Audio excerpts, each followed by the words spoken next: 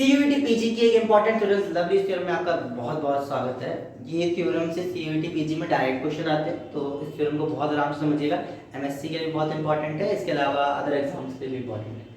तो मेन इसके दो है, बाहर बहुत सारे स्टेटमेंट बन सकते हैं। दो स्टेटमेंट आपके सामने मैंने रखे हैं, इनमें सबसे इंपॉर्टेंट है अ bounded entire function is constant, और या तो दूसरा ये हो सकता है if fz is analytic for all finite value of z and is bounded for all value of z then it is a constant function। तो ये दोनों स्टेटमेंट समझते हैं। पहले हमें ये बोल रहा है कि एक बाउंडेड का मतलब एक फंक्शन जो कि जैसे कि अगर ये लाइन है, मतलब एक फंक्शन इतने हिस्से में बाउंडेड है, ये हमारा fz फंक्शन है, तो यहां से यहां तक है, तो ये फंक्शन हमारा बाउंडेड कहलाता है। तो यहाँ पे बाउंडेड बोल रहा है, इसका मतलब एक फंक्शन है fz जो कि बाउंडेड है। बाउंडेड को हम लोग कैसे मैथ्स में दिखाते हैं कि उसका मॉड जो है वो less than equal to k के बराबर है, तो इसको बोलते हैं बाउंडेड फंक्शन। इसका मतलब होता है माइनस k से वो फंक्शन fz k तक गया है, ठीक है, तो ये हमारा बाउंडेड फंक्शन हो गया। अब आगे देखते हैं एंटायर, मतलब पूरी तरीके से बाउंडेड है, मतलब हमें इस बार जो फंक्शन की दी है वैल्यू वो minus infinite two plus infinite भी आप कह सकते हो, मतलब काफी दूर तक वो फंक्शन जो है वो बाउंडेड जिस भी पॉइंट पे काफी दूर में, उसमें वो पूरी तरीके से analytic entire function, bounded entire function, entire का पूरा मतलब होता है कंप्लीटली एनालिटिक, तो completely analytic in the whole boundary, ये स्टेटमेंट बोल रहा है। तो एक ऐसा फंक्शन जो कि कंप्लीटली एनालिटिक है और बाउंड्री के अंदर है वो कांस्टेंट होगा, और कांस्टेंट फंक्शन होता है इस तरीके का कि fx इज इक्वल टू मान लेते हैं z तो लिया p मान लेते हैं, मतलब 5 मान लिया, तो fx इज इक्वल टू 5, तो हर एक पॉइंट पे उसकी वैल्यू 5 आ गई, यानी अगर f ऑफ 1 है तो भी 5 आएगी, f ऑफ 2 है तो भी 5 आएगी, यानी f ऑफ a है तो भी 5 आएगी, और f ऑफ b है तो भी 5 आएगी। तो सिंपली मैं भाषा में बोलूं तो कांस्टेंट फंक्शन एक ऐसा फंक्शन होता है जिसके आप आर्बिट्ररी कोई भी दो पॉइंट निकालो तो उस पॉइंट फंक्शन की वैल्यू बराबर है, यानी f of a equal to f of b है।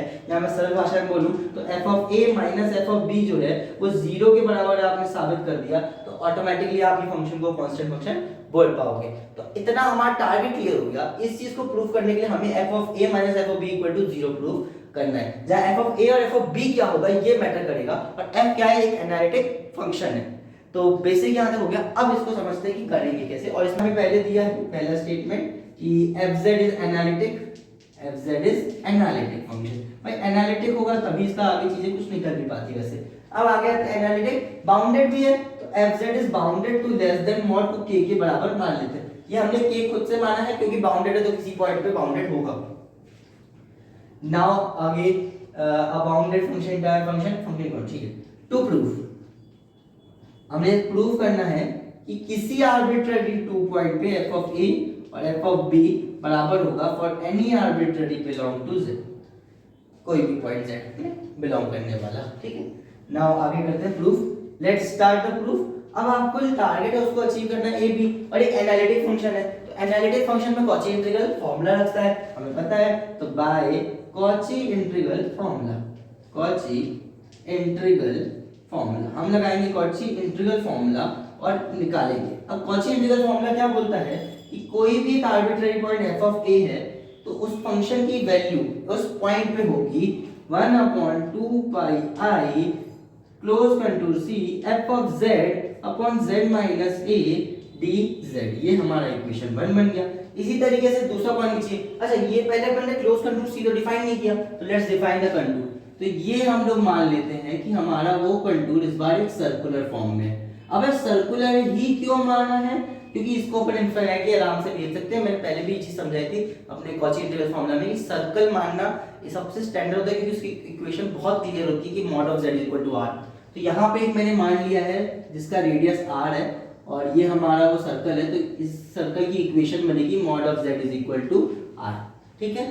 हमने यहाँ पर सेंटर पॉइंट कौन सा ले रहे हैं, 0 0। आप समझो बात को, जब इक्वेशन आप बनाते तो वो बनती थी z minus a mod radius के बराबर होता था, और यहाँ पर a की वैल्यू कितनी हो जाएगी 0, क्योंकि सेंटर अपन 0 0 ले रहे हैं। इसमें कहीं हवा में पॉइंट a मान लो, कहीं हवा में पॉइंट b मान लो, इसके अंदर ही अभी बाद में हम क्या करेंगे, इस r को इनफाइनाइट कर देंगे तो कंप्लीटली इंटायर फंक्शन हो जाएगा। चलो, तो यहाँ से मिल गया mod of z equal to r, ये भी हमारी इक्वेशन बन गई, ये भी हम गिवन के अंदर डाल देते हैं। अब चालू करते हैं वापस। तो एफ ऑफ ए मिल गया, अब एफ ऑफ बी पॉइंट के लिए सॉल्व करेंगे। तो एफ ऑफ बी जो आने वाला है वो हमारा आने वाला है, एफ ऑफ बी आएगा 1/2 pi i close integral C f z z minus b d z, ये मिल गया। अब हमारा टारगेट है f of a equal to f of b दिखाना, उसके लिए हमारा टारगेट है f of a minus f of b निकालना। तो निकाल देते हैं ना भाई, f of a minus f of b, ये हमारा क्या आ जाएगा, दोनों को माइनस करके देख लेते हैं। तो 1/2 पाई आई एफ ऑफ ए की पहली वैल्यू रख रहे हैं C f z d z upon z minus a, ये फर्स्ट इक्वेशन से माइनस सेकंड वाले करोगे, बाकी सब सेम है। वैसे मैं एक बार लिख देता हूं ताकि आपको ये चीज समझ आए। F of 2 pi integral C f z z minus b d z, ठीक है। अब ये दोनों में कॉमन क्या है वो आप डायरेक्टली देखो। तो f of a minus f of b करने पे कॉमन वाला आ रहा है 1/2 पाई आई और इंटीग्रल, और दोनों में एफ जेड भी कॉमन है, एफ जेड बच क्या क्या है 1/z माइनस ए माइनस 1/z माइनस बी और डी जेड। तो ये हमारे पास बचा है, अब इसको सॉल्व करना है। Now let's solve this. तो f of a minus f of b जो है वो आ रहा है 1/2 पाई आई, कोई चेंज नहीं आएगा, इंटीग्रल में कोई चेंज नहीं आएगा, एफ जेड में कोई चेंज नहीं आएगा। अंदर वाले को पहले सॉल्व करेंगे। एलसीएम जैसे हम इनके लेंगे तो एलसीएम आएगा z माइनस बी, ये उधर जाएगा तो माइनस जेड प्लस ए, और ये अपॉन में बचेगा z माइनस ए इंटू में z minus b d z. यहाँ से z और z कट जाएगा, तो इसको थोड़ा सॉल्व करेंगे। तो यहाँ से वैसे सॉल्व करके देख लेते हैं। तो 1/2 पाई आई इंटीग्रल सी एफ जेड, और ऊपर बच रहा है a माइनस बी, और नीचे बच रहा है हमारा z of z minus a और z minus b d z. तो यहां तक हम पहुंच चुके हैं। नाउ सी आगे a minus f of b बराबर है 1/2 pi i C f of z a minus b और अपॉन में z minus a z minus b और d z। Now let's calculate the mod of this equation. Taking mod on both sides, we get mod of z f of a minus b is equal to 1/2 pi I mod c। अच्छा b minus a को बाहर लेते, a minus b को बाहर कर लिया, बचा क्या f z upon z minus a और इंटू में z माइनस b और डी जेड। अब एक काम करते हैं, वो वही प्रॉपर्टी, कौन सी प्रॉपर्टी, अगर इंटीग्रल f जो है उसका मॉड निकालेंगे तो वो लेस देन हमेशा होता है इंटीग्रल ऑफ अंदर चला जाएगा मॉड, ये चीज होती है प्रॉपर्टी, इसका यूज करते हैं। तो f of a minus f of b is less then और इक्वल टू, ये सारी पूरी प्रॉपर्टी चेंज हो जाएगी। यहाँ पर प्रॉपर्टी लगाई a माइनस बी 2 पाई आई, ये मॉड लगा, इसके अंदर मॉड गया f ऑफ z, नीचे वाले को अलग से मॉड मिला z minus a z minus b और dz को मॉड मिला, सबको मॉड दे दिया। Now let's solve this. अब बाय गिवन इक्वेशन मैंने वहां बताया था कि f ऑफ z का जो मॉड है वो less than equal to k होगा, क्योंकि ये हमने मान लिया है। हमने कैसे माना था, क्योंकि क्वेश्चन में लिखा था बाउंडेड फंक्शन है। तो यहां पुट कर देते हैं less than equal to a minus b को रहने दो, 2 पाई आई इसमें मॉड इसमें भी मॉड रहने दो, इसको थोड़ा सॉल्व करो। c यहां पे आ जाएगा k और बचेगा नीचे z माइनस a एक मॉड के अंदर और z माइनस b दूसरे मॉड के अंदर, और ये एक मॉड के अंदर। अब कुछ और इंफॉर्मेशन पहले समझ लेते हैं। समझने वाली जो बात है अगली वो ये बात है कि हमारे पास देखो, आपको ये प्रॉपर्टी पढ़ते हो कि z minus z1 minus z2 का जो मॉड होता है ये हमेशा बड़ा होता है अगर हम इसको अलग अलग कर दें। और क्या है वो, और अगर इसे रेसिप्रोकल ले लें तो रेसिप्रोकल करने में साइन बदल जाएगा, z1 माइनस z2 का mod is less than equal to 1/z1 minus 1/z2। तो ये प्रॉपर्टी हम यूज कर सकते हैं। तो यहाँ प्रॉपर्टी यूज करेंगे तो z माइनस a का जो मॉड खुलेगा वो लेस देन होगा 1/mod of z minus mod of a। इसी तरीके से 1/z माइनस b का जो मॉड खुलेगा वो लेस देन होगा 1/z माइनस, और ये प्रॉपर्टी अपन यहाँ यूज कर सकते हैं पहली बात। इसके अलावा क्या इंफॉर्मेशन दी है, इसके अलावा एक और इंफॉर्मेशन समझिए। आयोटा का जो मॉड होता है वो कितना होता है, वो होता है अंडर रूट ऑफ 0 प्लस 1 का स्क्वायर जो कि 1 के बराबर होता है। तो आयोटा का मॉड 1 आ जाएगा। अब ये 0 1 कैसे आया कि आयोटा जो एक्चुअली में होता है वो होता है 0 प्लस आयोटा वाई, वाई की जगह क्या है यहाँ पर 1, तो इसीलिए इस तरीके से सॉल्व कर लेंगे। तो आयोटा मिल गया। अब बचता है dz, तो dz लेके सॉल्व करो भाई। अभी तुम्हें पता है कि मॉड ऑफ z की वैल्यू कितनी है, r है, ये हमने यहाँ पर देखो लिखा भी है। तो मॉड ऑफ z की वैल्यू क्या है, r है। तो इसका इंटीग्रल फॉर्म में इसको आप इक्वेशन में बदल सकते हो आई थीटा की फॉर्म में। तो z इज इक्वल टू क्या आएगा, r e i थीटा। अब इसका डिफरेंशिएशन ले लो, सॉरी हाँ इसका डिफरेंशिएशन लोगे तो dz आ जाएगा, उधर पे r फिक्स रहेगा, e i थीटा i और d थीटा।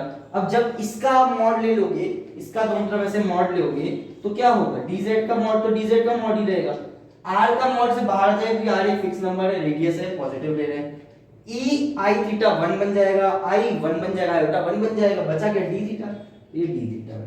तो हमें मिल गया मॉड ऑफ dz की वैल्यू क्या आ गई, r d थीटा। इनका हमें यूज करना है, इसका इसका इसका है ना, और इसका हम यूज करेंगे। Now let's put the values. तो यहां से मॉड के अंदर a minus b is fix, इसमें हम कुछ भी नहीं करेंगे। 2 पाई मॉड जब खुलेगा तो 2 पाई फिक्स आ जाएगा, आयोटा का 1 बन गया, खत्म हो गया। k फिक्स है, उसको बाहर ले लो। चलो dz का मॉड लेने पे कितना आ रहा है, r d थीटा, तो r d थीटा अपॉन इसको अलग अलग करना है ना, z ये वो लिखा था बताया था, z माइनस a का मॉड इनटू में z माइनस b का मॉड, ठीक है। नाउ मॉड ऑफ z की वैल्यू कितनी है, मॉड ऑफ z की वैल्यू r है, तो जहां जहां मॉड ऑफ z वहां r रख दो, तो ये हो जाएगा less than a minus b by 2 pi k integral c r upon r minus a into r minus b और d थीटा।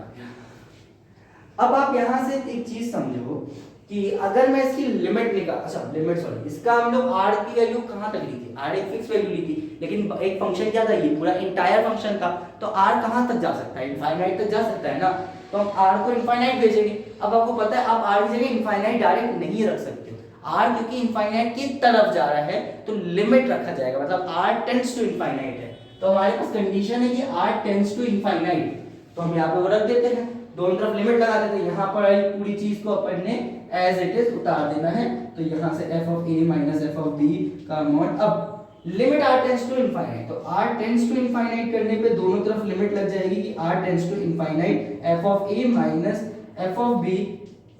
यहाँ तो कोई बदलाव नहीं आएगा कि पूरी फिक्स वैल्यू, इसमें r है ही नहीं, तो r तो ऑलरेडी हट जाएगा यहाँ से लिमिट।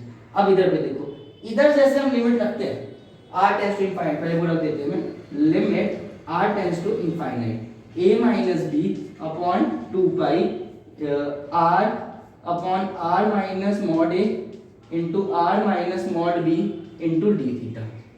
देखो अब लिमिट जैसे रखोगे तो इनफाइनाइट ये बन जाएगा, यहाँ पे भी इनफाइनाइट बन जाएगा, और इनफाइनाइट अपॉन इनफाइनाइट क्या होता है, नॉट डिफाइंड, तो ये सॉल्व नहीं हो सकता। अब लिमिट को सॉल्व करने के लिए आपको इनफाइनाइट अपॉन इनफाइनाइट के फॉर्म को बदलना पड़ेगा, तो आपको r को हटाना पड़ेगा। एक काम करते हैं, नीचे से r को कॉमन ले लेते हैं। जैसे हम नीचे से r को कॉमन लेंगे तो ये लेस देन वाली इधर वाली चीज सेम एज इट इज रहेगी, आगे वाली चीज को मैं सॉल्व कर रहा हूँ। a माइनस b को आप रहने दो इधर, और 2 पाई को भी रहने दो इधर, k को भी रहने दो इधर। अब देखो इधर अंदर इंटीग्रल के अंदर क्या है, एक r रखा है और नीचे से मैं बोल रहा हूँ r को आप कॉमन लेना चालू करो। पहले वाले में से r को कॉमन लोगे, r आया बाहर, 1 minus mod a upon r, दूसरे में से भी r कॉमन गया, बचेगा 1 minus mod b upon r, और ये d थीटा, ये r से कट गया, और इस पूरे पे क्या चल रही है, limit r tends to infinite. अब देखो ये ऊपर 1 बचा है, यहाँ से जब लिमिट आप पुट करोगे 1 अपॉन 2 पाई k इंटीग्रल, यहाँ ऊपर सिर्फ d थीटा बचा है, 1 खत्म, वो सब चला गया, r चला गया, 1 minus a upon r, r में जैसे यहाँ पे आप इनफाइनाइट रखोगे तो 1 माइनस a अपॉन इनफाइनाइट 0, ये 0, r की जगह इनफाइनाइट रखोगे इनफाइनाइट, और अंदर क्या बचा है 1 minus b upon infinite which is also 0, तो इनफाइनाइट, तो 1 यहाँ पे रखेंगे तो 1 अपॉन इनफाइनाइट क्या होता है 0, तो ये पूरा फंक्शन क्या बन जाएगा 0, यानी k 2 पाई इंटू 0। यहाँ से मुझे क्या मिल गया, यहाँ पे मेरा क्या चल रहा है f of a minus f of b, f of a minus f of b जो होगा वो लेस देन मॉड पूरी वैल्यू 0।